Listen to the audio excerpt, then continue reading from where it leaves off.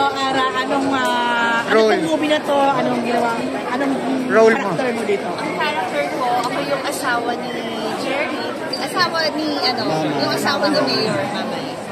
So, kumusta naman yung anong challenge din dun sa pag-portray mo dito sa Well, yung challenge, na-challenge ako sa story.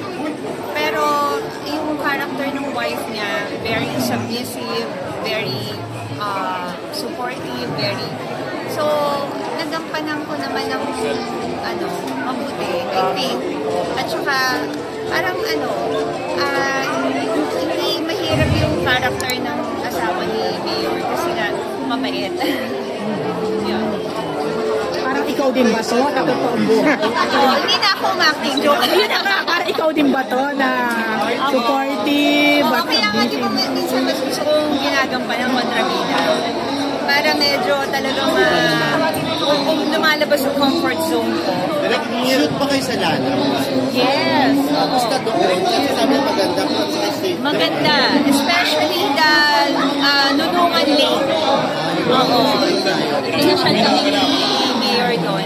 May floating restaurant, di ba? Floating restaurant. Okay na. Well, maraming balita. Mayor. Sa akin. Mayor, ikaw na. Nag-encourage sa akin. So, we'll see.